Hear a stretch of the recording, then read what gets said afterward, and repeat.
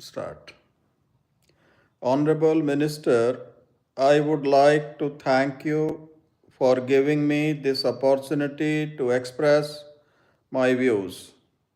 I think it is vital for us to understand the role of commerce and industry in charting India's economic destiny.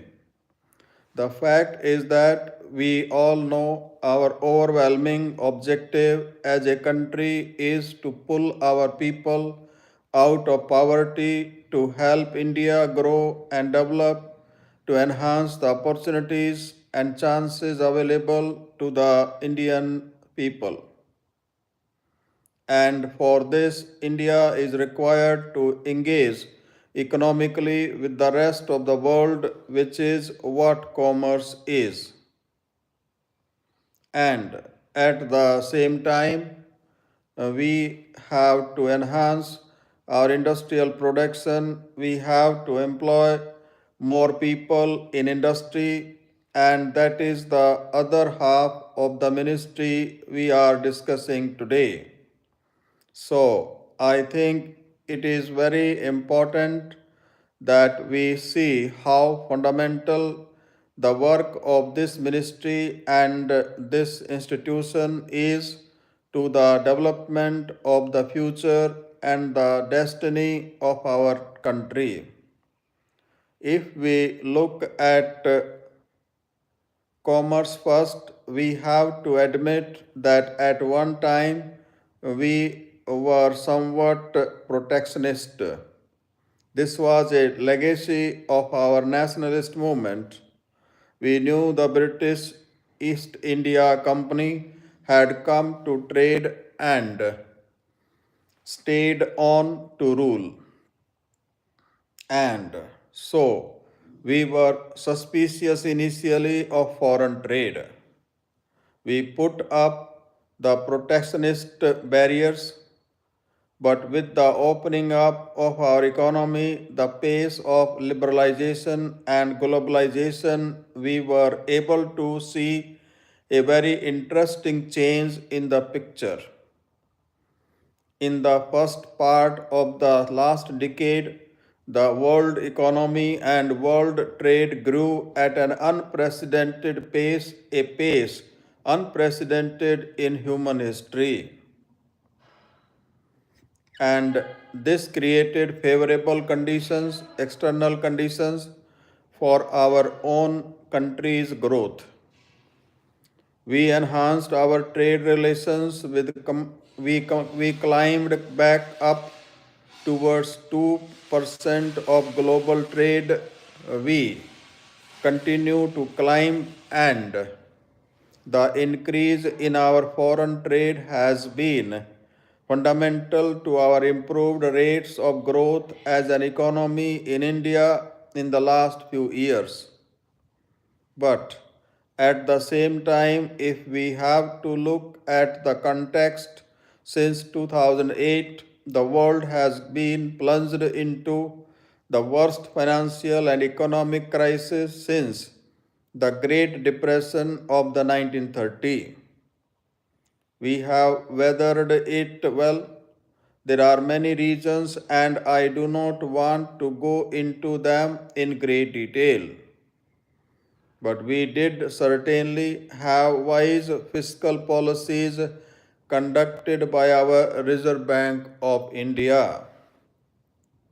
We had a stimulus package by the present government amounting to some 3% of gross domestic product if we take the three stimulus packages together. Our manufacturing exports went down, as was the trend in every country during the recession. But our services export went up.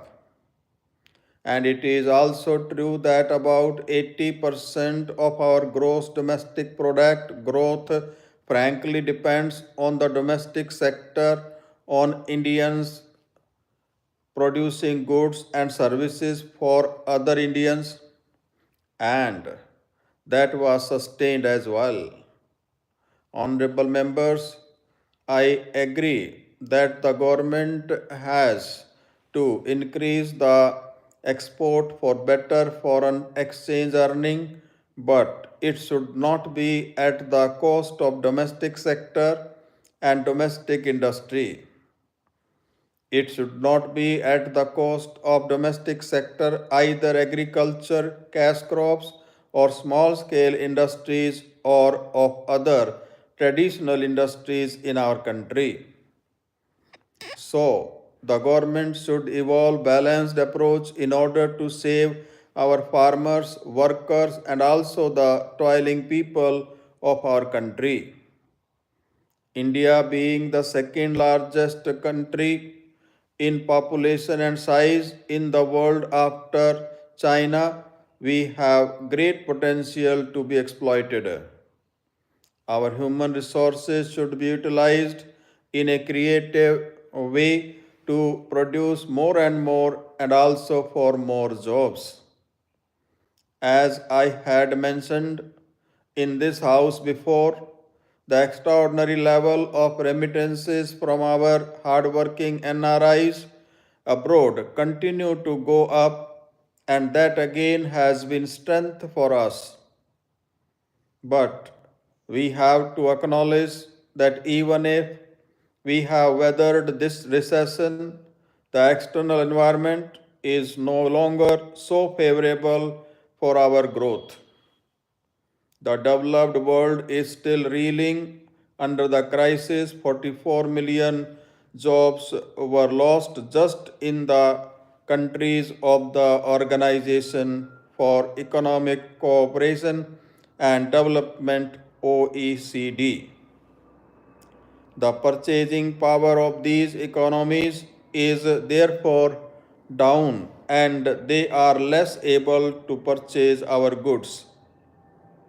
Take one example of India's trade share with Europe and America. It has gone down to 30%. It is because they do not have the resources to buy our goods. This is something that we have to understand. There was a decline at one point, and our Honorable Prime Minister would remember this. When he became the Prime Minister in the preceding year, there had been a decline of 39% in India's export.